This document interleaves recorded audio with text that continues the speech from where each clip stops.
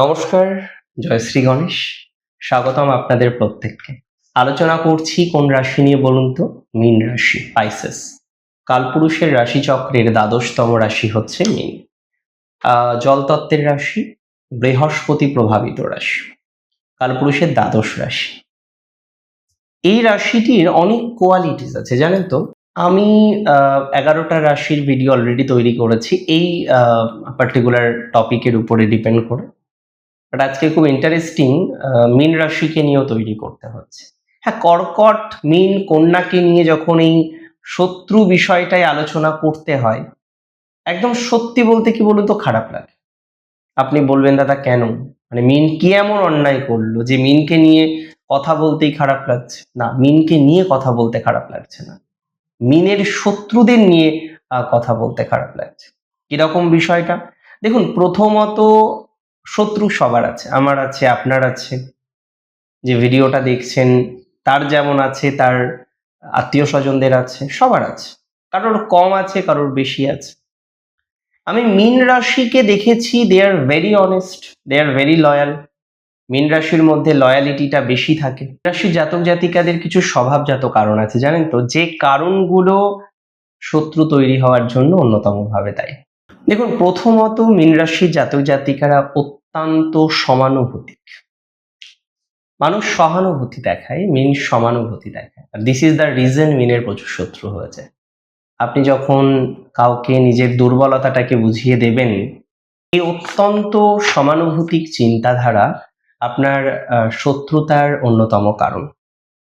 দেখুন, আমি একটা কথা বলি, হয়তো রাগ করবেন অনেকে আমার কথাটা শুনে, বাট এটা অনেকটাই সত্য। আপনি কল্পনা বিলাসী চিন্তাধারা রাখেন, আপনি কল্পনার জগতে বেশি বাস করেন। এই সরলতাকে মানুষ তো স্বার্থপর, মতলব হাসিলের জন্য ব্যবহার করে। আপনাকে বিভিন্ন রকম স্বপ্ন দেখায়, তারপরে গাছে তুলে দিয়ে মই কেড়ে নেওয়ার মতো অবস্থা। এবং মীন রাশির আরেকটি আমি স্বভাবজাত কারণ বলবো, সেটি হলো সহজ বিশ্বাস। আপনারা মানুষকে দ্রুত বিশ্বাস করে ফেলেন, আর এই বিশ্বাসের সুযোগ নিয়ে অনেকেই আপনার ক্ষতি করার সাহস পায়। তাহলে এটা থেকে বাঁচতে গেলে কি করবেন? বিশ্বাস বুঝে করবেন। আচ্ছা বলুন তো, কারা আপনার শত্রু? এটাও তো জানতে হবে, এটাও তো বুঝতে হবে। আমি ফার্স্ট আপনাদের জানাই, আপনার শত্রুদের মধ্যে প্রথম যে শত্রু আছে, আবেগ প্রবণতার শিকার করা আত্মীয়। কিছু শত্রু বা প্রচুর শত্রু আপনার জীবনে আপনি পেয়েছেন বা লক্ষ্য করেছেন আত্মীয় স্বজন থেকে। মীনের যত শত্রু আত্মীয় স্বজন থেকে আসে, কোনো রাশির বা অন্য কোনো রাশির এত শত্রু আত্মীয় স্বজন থেকে আসে না। একটা কথা আপনাদের আমি জানাতে চাইবো, আত্মীয় স্বজনের থেকে দূরে থাকবেন সবসময়। মীন রাশির গোপন কথা, সিক্রেট কথা আত্মীয় স্বজনদের সাথে না বলাই ভালো। আপনারা প্রচুর পরিমাণে আমি দেখেছি আত্মীয় স্বজনদের সাথে শেয়ার করেন, বলে ফেলেন। আমার অনুরোধ, আমার পরামর্শ এটাই, এটা করবেন না।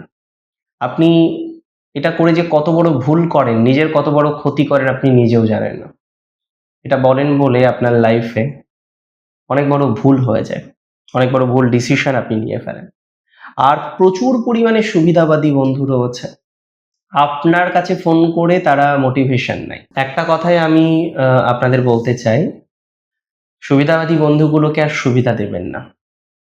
মানুষ আপনাকে ইউজ করছে আর আপনি ইউজড হচ্ছেন, it is a very wrong concept. এটা একটা ভুল সিদ্ধান্ত taken by you. You should monitor that.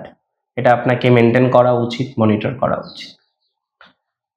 এবং মীন রাশির প্রথম কর্মজীবনের শত্রু তৈরি হয় না, বাট একটা টাইমের পরে গিয়ে না প্রচুর শত্রু আপনার প্রফেশনাল লাইফের ক্ষেত্রে তৈরি হয়ে যায় বা আপনি তৈরি করে ফেলেন।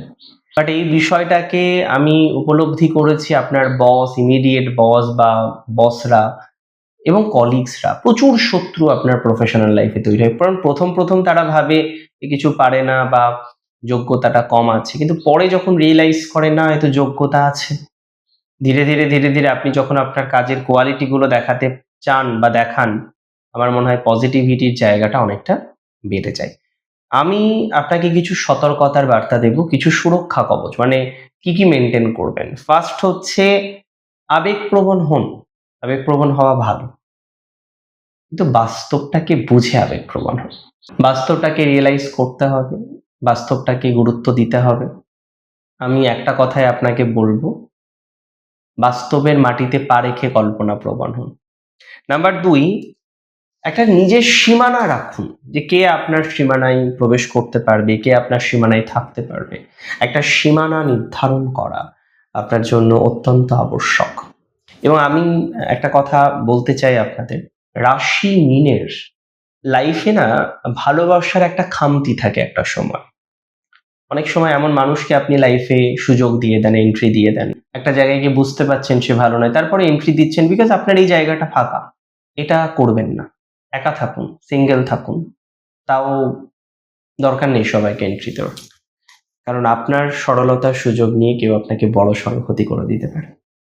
ভালো থাকুন মীন রাশি, প্রত্যেকে ভালো থাকুন, শত্রু নাশ হোক আপনার, এরকম কামনা করি শ্রী গণেশের চরণে। জয় শ্রী গণেশ।